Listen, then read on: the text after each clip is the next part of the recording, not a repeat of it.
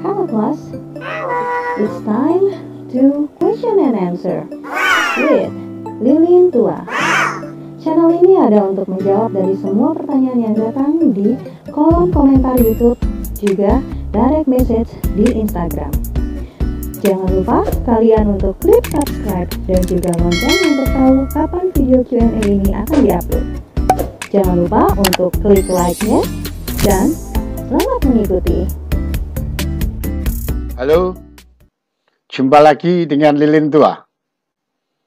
Ya, kalau kemarin kita ngobrol di kamar mesin, terganggu dengan suara mesin, dan rasanya memang saya sebagai Lilin Tua belum pengalaman mengambil rekaman di kamar mesin yang baik, maka saya mencoba sambil memikirkan yang akan datang ini.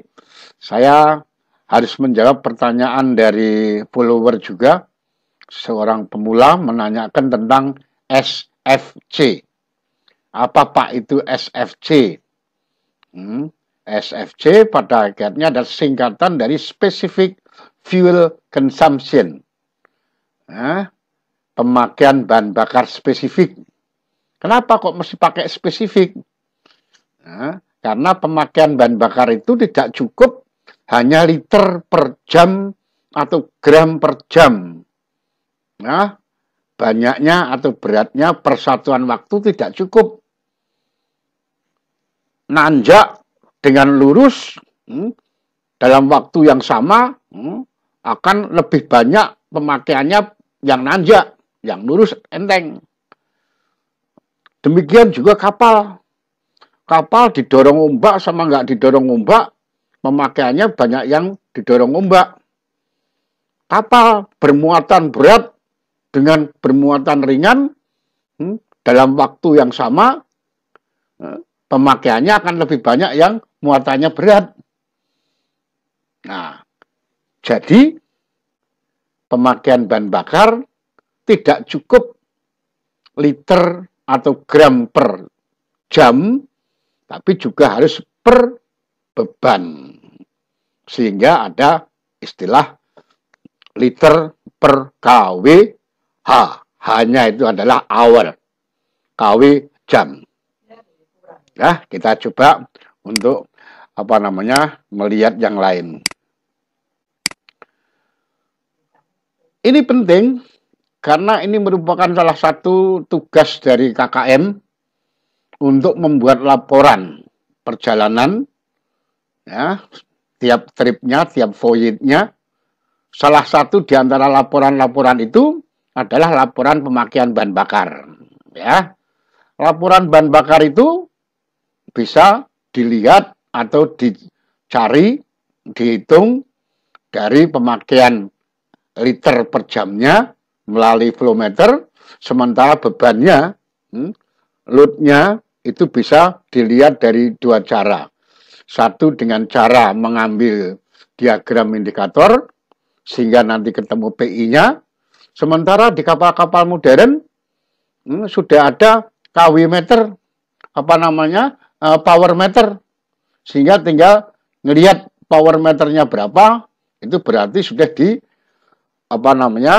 NE. Ya, kita lihat bahwa untuk mendapatkan liter per jam, kita cukup melihat dari flow meter. Dari flow meter ini nanti kita akan menemukan liter per jam. Sementara masinis harus tahu berapa tenaga mesin yang disangga atau yang ditunggu pada saat pengambilan bahan bakar tadi, pemakaian per jamnya tadi. Yaitu membuat diagram indikator yang menghasilkan tekanan indikator rata-rata, PI. Ya. Kemudian dari tekanan indikator rata-rata dan liter per jam yang didapatkan ini, inilah sebetulnya yang harus dilaporkan. Jadi tidak hanya liter per jamnya, tapi liter per NI tenaga dalam per jamnya. Kalau kita sudah tahu randemen mekanisnya dari mesin tersebut, kali rendemen mekanis, maka akan dapatlah tenaga efektif dari mesin atau NE. Ya. Nah, tenaga efektif inilah yang dibuat sebagai referensi tentang pemakaian bahan bakar yang sesungguhnya. Ini sudah menghitung apakah dia dimuatin berat atau diringan-ringan, apakah dia didorong ombak atau enggak. Ini sudah dihitungan di SFC ini. Ya, liter per NE jam. NE-nya itu sendiri satuannya bisa PK, jadi per PK jam bisa KW jam. Oleh karena kita sekarang sudah mengarah ke satuan internasional yang standar, maka saya anjurkan untuk menggunakan KW. Jadi liter per KWH atau gram per KWH. Oke? Ya. Berbicara mengenai tenaga output ini, sebetulnya di mana tenaga outputnya dari satu mesin? Kita coba mengingat kembali tentang awal mula terjadinya tenaga sampai pada tenaga yang keluar, yang dihasilkan, yang output dari mesin, yang nantinya dipakai sebagai acuan di dalam pemakaian bahan bakar yang sesungguhnya, yang spesifik. Ya, dalam bentuk heat balance, ya, heat balance. Kalau saya ingatkan kembali tentang segitiga api.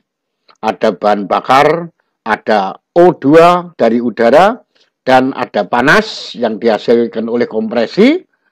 Kalau rasionya bagus, tepat, maka dia akan menghasilkan suatu tenaga panas, termis, yang akan digunakan untuk mengoperasikan kapal. Dalam hal ini di setiap silindernya tenaga panas itu untuk mendorong piston, ya, piston atau torak ke bawah sampai ke as, sampai ke ujung tiap silindernya.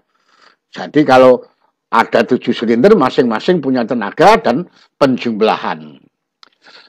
100% yang dihasilkan oleh pembakaran sempurna, katakanlah kita misalkan itu pembakarannya sempurna, maka 100% yang dihasilkan itu maunya. Nah, kalau mesin induk dipakai untuk muter baling-baling, maunya 100%. Kalau itu generator, penggerak generator, maunya 100% untuk menggerakkan generatornya. Tapi hal ini tidak mungkin. Kenapa? Pada saat masuk kamar mesin, buka pintu kamar mesin, kita sudah merasa anget. Sometimes malah panas. Sehingga kadang-kadang dibuat sebagai pemeo.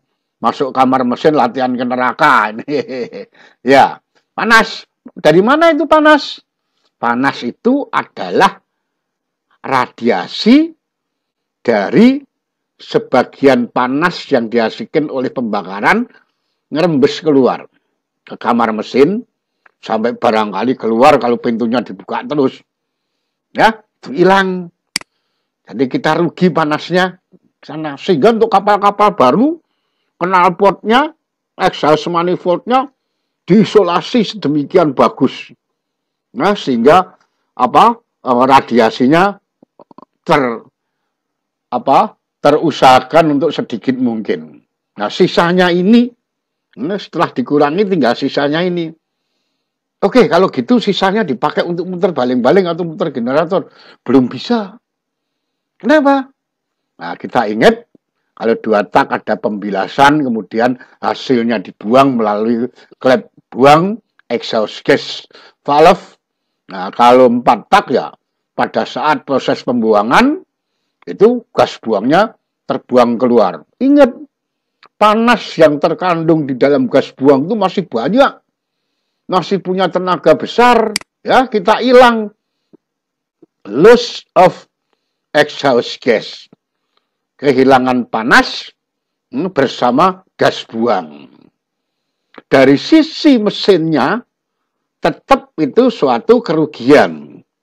Cuma dari sisi instalasi keseluruhan diusahakan janganlah kerugian itu terbuang sia-sia. Maka diusahakan dan dilaksanakan bahwa gas buang yang merupakan kehilangan ini dipergunakan untuk memutar turbocharge. Yang pada akhirnya justru dengan turbocharge ini menambah tenaga mesin. Bisa tenaga mesin gimana? Karena dengan penambahan jumlah atau berat O2 di dalam pembakaran, dia akan membuat pembakaran sempurna sehingga tenaganya optimal. Ya, dari turbocharge panasnya masih punya tenaga gede, maka masih bisa digunakan untuk membuat uap di exhaust gas boiler.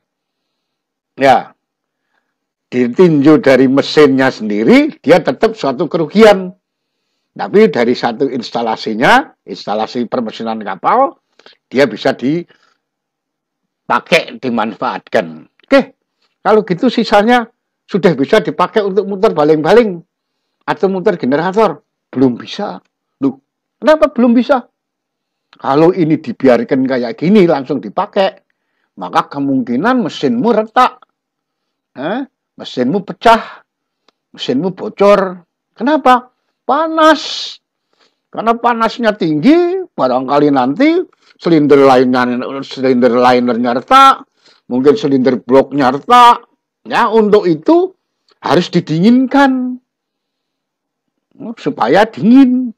Nah, sebagai konsekuensinya berarti sebagian panas yang mestinya ke bawah untuk muter generator atau muter baling-baling itu ya hilang. Hilang kemana? Hilang di bawah air pendingin. Ya, hilang di bawah air pendingin. Loss of cooling. Dibawa kemana dia? Ya dibawa ke cooler, diserahkan atau diambil oleh air laut, dibuang ke luar lewat lambung. Berarti rugi. Tapi safe. Karena menghindari keretaan, menghindari kefatikan. Ya, sebagaimana juga exhaust gas boiler, sebagaimana kehilangan panas lewat exhaust gas buang, maka kehilangan panas lewat pendinginan ini juga harus dimanfaatkan sebisa mungkin. Dan ternyata memang bisa. Kita sudah belajar tentang pembuatan air tawar dari air laut. Sistem destilasi. Freshwater generator, sistem destilasi, sehingga disebut freshwater distiller. Ada freshwater distiller tekanan tinggi, ada distiller freshwater tekanan rendah. Nah, itu yang tekanan rendah karena divakumkan sebagaimana sifat air, dia mampu menguap pada tekanan vakum itu cuma cukup butuh suhu kira-kira 50 derajat Celcius. Sementara kita tahu air pendingin yang keluar dari mesin induk itu 65, 70, bahkan ada yang 80 derajat Celcius. Nah, daripada dia diserahkan ke cooler, dibuang ke air laut, kenapa nggak kita pakai untuk membuat air tawar dari air laut? Makanya, loss of cooling ini bisa diimbangi dengan memanfaatkan kerugian itu untuk pembuatan air tawar dari air laut. Dia bisa menggantikan fungsi cooler, evaporatornya. Ya, jadi inilah sisanya. Dan ini pula lah yang disebut rendemen termis. Artinya tenaga panas yang masih bisa digunakan. Rendemen itu jumlah atau persentasi yang berguna. Dari 100% tadi, setelah dikurangi kerugian, inilah sisanya yang merupakan rendemen mekanis yang bisa digunakan. Rendemen mekanis ini akan berubah menjadi tenaga potensial untuk mendorong piston. Ya, kalau gitu ini semua untuk dorong piston, muter baling-baling belum bisa. Karena tenaga yang untuk muter baling-baling ini, tenaga panas yang berubah menjadi potensial untuk muter baling-baling ini harus melawan. Melawan apa? Gesekan antara piston ring dengan silinder liner. Gesekan antara roda gigi dan roda gigi. Gesekan antara bus dan pena. Pin and busnya. Gesekan antara as dengan bantalannya. Penekanan spring dengan push rodnya di rocker arm. Antara rantai mengatur waktu, timing change, ya, dengan roda giginya. Nah, ini semuanya terkumpul merupakan suatu tahanan, suatu perlawanan yang merupakan suatu kerugian mekanis. Ya, besarnya kerugian mekanis inilah yang akan mempengaruhi output dari tenaga mesinnya. Maka inilah tenaga yang kita selalu omongkan sebagai NE, tenaga efektif. Kalau tadi yang merah itu tenaga internal, tenaga dalam, NI, ini tenaga efektif output daripada satu mesin. Ya, inilah yang dipakai nanti sebagai acuan pemakaian bahan bakar. Bahwa pemakaian bahan bakar tidak hanya liter per jam, tapi liter per jam dan outputnya ini. Nah, itu bisa dinyatakan hemat atau enggaknya dari keseluruhan ini. Tidak bisa langsung divonis dalam liter per jam atau gram per jam itu boros dan tidak boros, tapi mesti diajukan ke sini. Menyinggung soal ini tadi, yang 100% ini tergantung dari jenisnya bahan bakar. Ya, karena 100% itu dihasilkan dari berat BBM yang masing-masing jenis BBM punya nilai opak atau nilai pembakaran. Oke. Lalu dari sini kita mengenal setelah dikurangin kerugian adalah thermal efisiensi, dalam bahasa Indonesianya disebut rendemen termis. Yaitu panas yang berguna, persentasi panas yang masih bisa digunakan setelah kehilangan panasnya lewat radiasi, lewat gas buang, dan lewat pendinginan. Oke. Selanjutnya, output ini merupakan mechanical efisiensi atau rendemen mekanik terhadap dari NI yang dihasilkan tadi. Ya. Inilah kira-kira. Setelah tadi flow meter menghasilkan liter per jam dan harus tahu powernya. Nah, power yang mana kira-kira? Ya ini yang harus kita perhitungkan. Ya. Untuk itu kita akan ketemu lagi di part 2 tentang SFC. Kita belum menjawab SFC secara jelas, tapi secara cangkrangan kita sudah sampai ke ngomong tentang outputnya, ngomong tentang tenaganya yang nanti dipakai sebagai liter per kW jam. KW-nya itu dari sini dapatnya. Ya, kita ketemu lagi melanjutkan yang ini di part 2. Kita ketemu dengan kondisi yang lebih sehat, dan lebih pintar. Salam dari lilin tua. Oke semuanya, thank you for watching.